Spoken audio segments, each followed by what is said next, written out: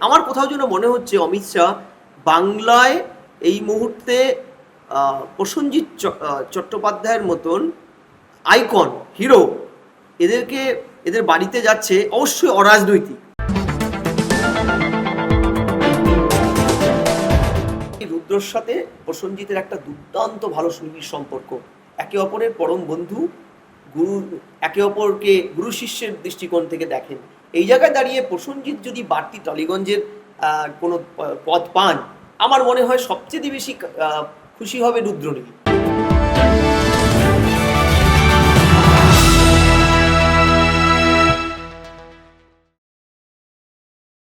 গত 6 জুলাই ছিল ডক্টর শ্যামাপ্রসাদ মুখার্জির 125তম জন্মবার্ষিকী।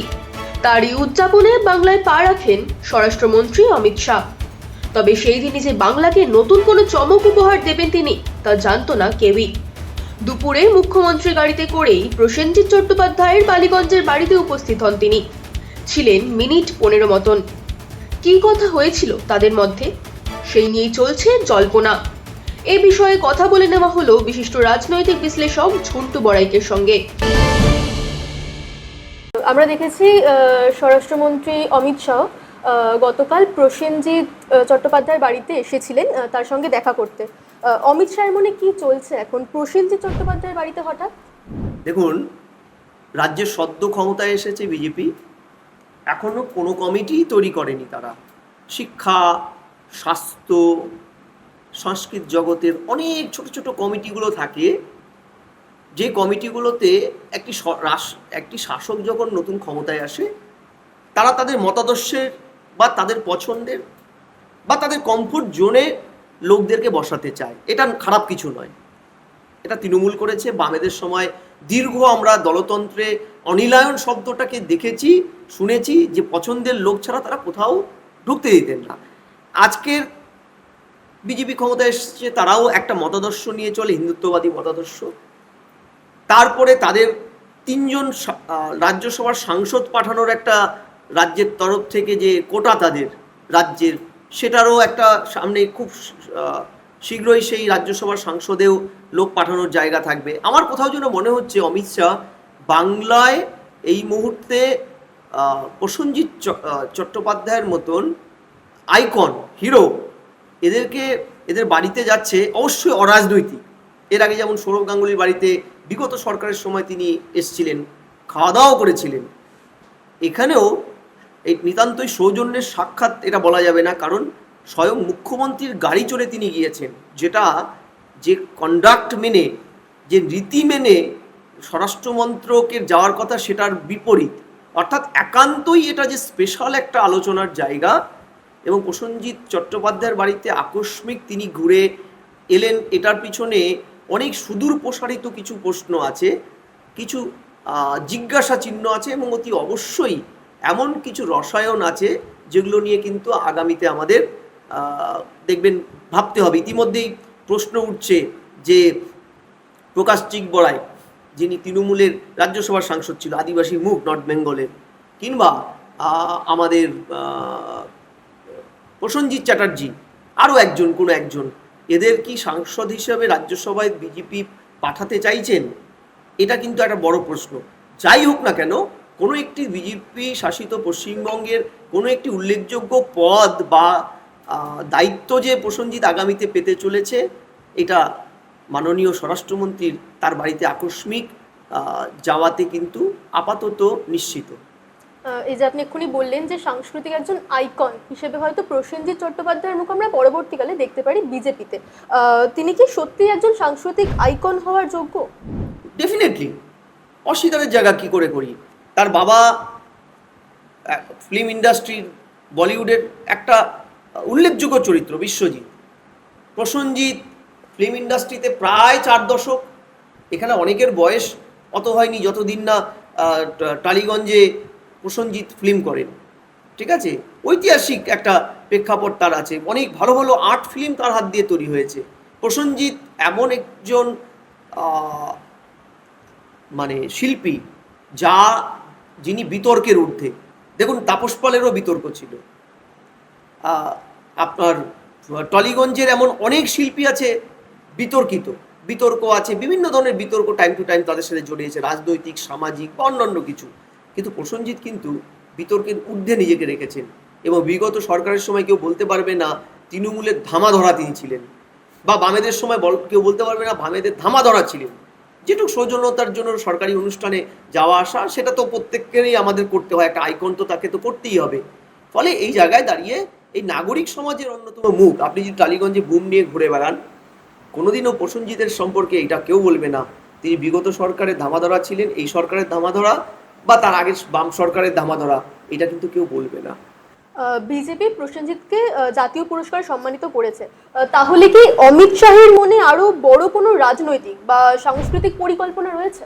হ্যাঁ, একদম থাকতেই পারে। পশ্চিমবঙ্গে এই মুহূর্তে রিকনস্ট্রাকশন লেভেলে চলছে পশ্চিমবঙ্গের বিজেপির মধ্যে। এই যে আমি শুরুটা যেটা করছিলাম, যে বিজেপি 1.5-2 মাস হয়ে গেল ক্ষমতায় আসীন হয়েছে, এখনও কিন্তু এ রাজ্যে সেই অর্থে কোনো কমিটি, কোনো পদ ডিস্ট্রিবিউশন বিজেপি করেনি। মূলত প্রিভিয়াস বিগত সরকারের ফেলে যাওয়া বিভিন্ন আমলা জনপ্রতিনিধিরাই বিভিন্ন কমিটিগুলো সামলাচ্ছেন বা আমলারা সামলাচ্ছেন। আপনি দেখুন শিক্ষায় দেখুন, হাল আমলে শুধু এসএসসি চেয়ারম্যানশিপটা একজন আমলাকে দেওয়া হয়েছে, তাছাড়া কিন্তু কোনো পদ এখনো পর্যন্ত সরকার ডিস্ট্রিবিউট করেনি। এমনকি একটা বড় অংশের বিশ্ববিদ্যালয়ের ভিসি নেই, তারা বিভিন্নভাবে পরিকল্পনা করছে, এবং প্রত্যেকটা সরকারের একটা পলিসি থাকে, তারা কাজ রাজধর্মকে সুস্থভাবে পালন করতে বা সরকার পরিচালন করতে গিয়ে এইসব কমিটিতে তাদের পছন্দের, তার অনুগত কিংবা তাদের কাছের লোক কিংবা নিরপেক্ষ মানুষকে রাখতে, স্বচ্ছ ভাবধারার। প্রসেনজিৎ স্বচ্ছ ভাবধারার একজন মানুষ বলে শুধু আমি বিশ্বাস করি না, আসমুদ্র হিমাচল প্রসেনজিৎ এবং তার পরিবারটাকে কিন্তু, হ্যাঁ এখানে একটা কথা অ্যাড না করলে হবে না, বিশ্বজিৎ কিন্তু তৃণমূলের টিকিটে দাঁড়িয়েছিল দিল্লিতে। ওটাই ছিল তার বেশ কিছু বছর আগে তৃণমূলের সাথে তার যোগাযোগ। তারপরে তৃণমূলের সাথে তার কোনো সখ্যতা বা তার পারিবারিক সখ্যতা সেই অর্থে কিন্তু আমরা শুনতে পাইনি, জানতে পারিনি। ফলে এই ধরনের চরিত্রগুলো আমার মনে হয় বিজেপি কেন যে কোনো দলের কাছে একটা গ্রহণযোগ্য চরিত্র। তাই প্রসেনজিৎকে বা প্রসেনজিৎদের মতন আগামীতে অনেক পশ্চিমবঙ্গবাসীর কাছেই দেখবেন বিজেপির নেতারা, কেন্দ্রীয় নেতারা যাবেন। ইতিমধ্যেই আমরা দেখেছি যে বিজেপিতে বিভিন্ন অভিনেতা অভিনেত্রীরা রয়েছেন, বিধায়ক পদেতেও রয়েছেন, রুদ্রনীল, পাপিয়া, হিরণের মতন এরকম জয়ী বিজেপি বিধায়ক রয়েছেন।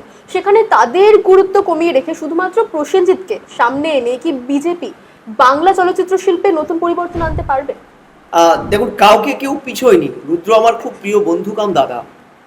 রুদ্রনীল একটা আলাদা স্টেচারের ছেলে, টলিগঞ্জটা হাতের তালুর মতো জানে।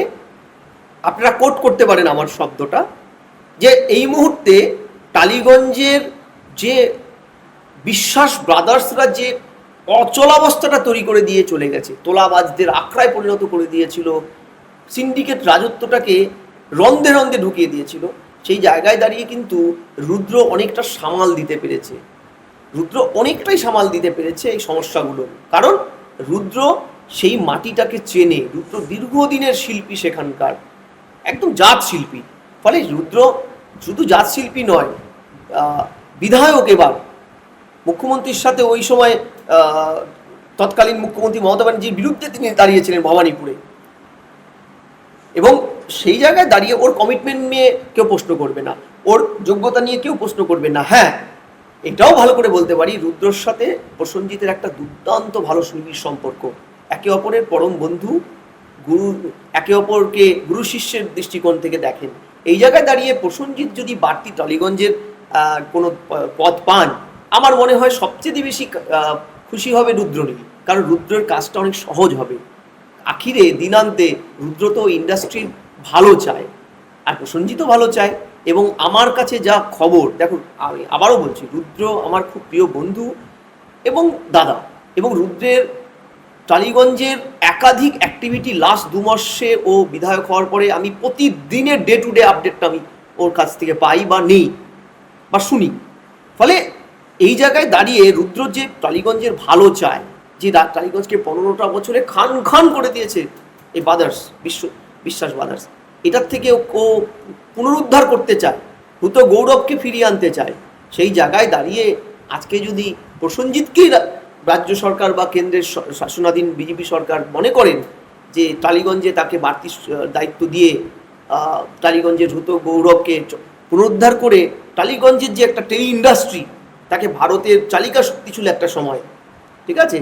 উত্তম কুমার থেকে শুরু করে কে ছিল না, কে স্বয়ং অশোক কুমার, কিশোর কুমারও পর্যন্ত এই টালিগঞ্জের একাধিক গান বা অভিনয় করেছে। ফলে এই বিশাল ব্যাপ্ত একটা টালিগঞ্জ ইন্ডাস্ট্রি আজকে হতশ্রী দশা পুনরুদ্ধারে যদি প্রসেনজিৎ দা শিল্পী প্রসেনজিৎকে দায়িত্ব দেওয়া হয়, তাহলে তো রুদ্ররই ভালো, রুদ্রের হাত শক্ত হবে।